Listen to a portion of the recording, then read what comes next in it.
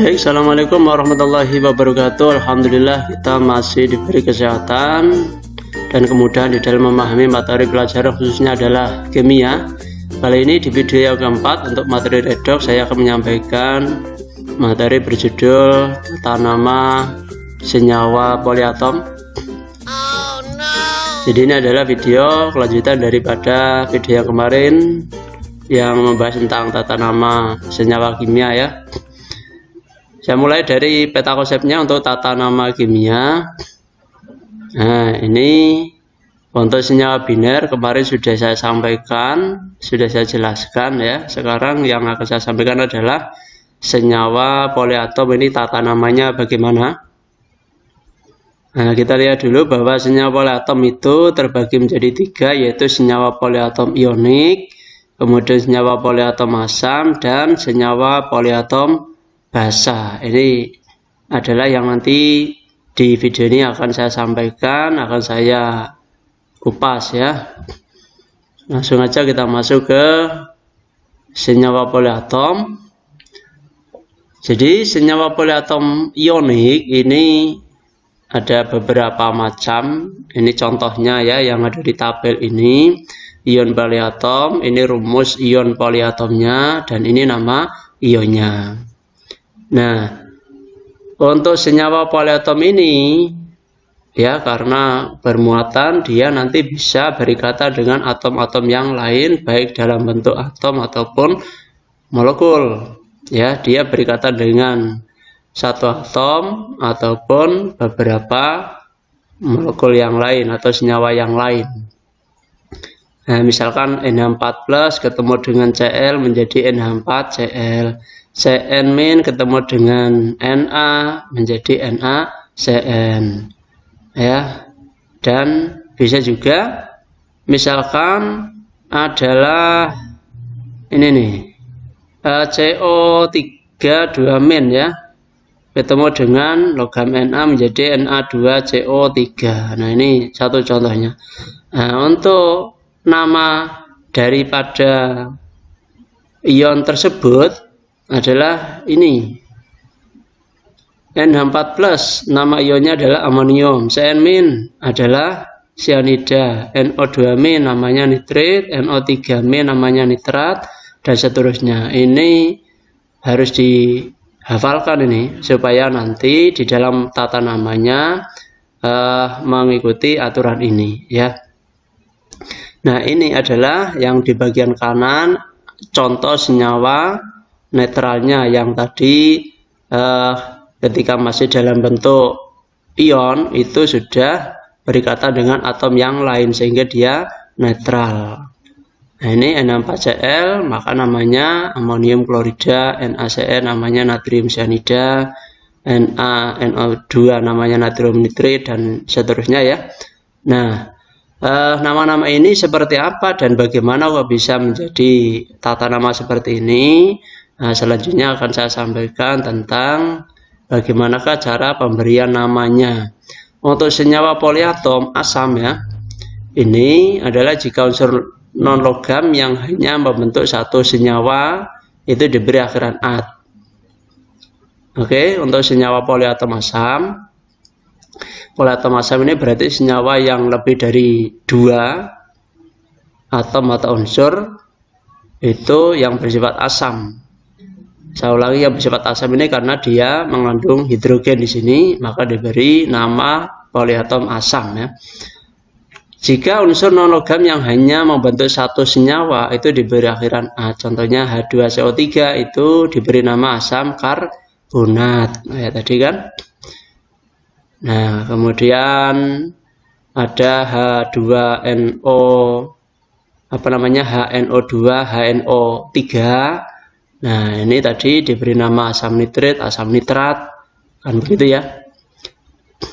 Kemudian untuk unsur non-logam yang membentuk dua jenis asam, nah, komposisinya hampir sama, dia membentuk dua jenis asam, maka yang mengandung sedikit oksigen itu diberi akhiran -it, dan yang mengandung banyak oksigen itu diberi akhiran Nah, contohnya ini HNO2 dan HNO3. Ini kan secara umum komposisinya kan hampir mirip ya. Bedanya hanya jumlah kandungan oksigen yang diikat. HNO2 dan HNO3. Untuk HNO2 itu diberi nama asam nitrit karena jumlah oksigennya lebih sedikit daripada HNO3, diberi nama asam nitrat karena jumlah oksigennya lebih banyak. Gitu kan? Selanjutnya untuk asam oksihalogen itu adalah asam yang mempunyai oksida asam dan merupakan oksihalogen. Ini tata namanya sesuai dengan urutan hypo strip 8, kemudian 8 ya. Kemudian diberi akhiran at, kemudian per strip at. Ini urutannya ini. Urut-urutannya. Contohnya adalah ini seperti HClO, ya kan? HClO. Oke ya, ini diberi nama asam hipoklorit sesuai dengan urutan ini tadi. Ini ada kelebihan 1 8 ya. Tapi tidak masalah lah.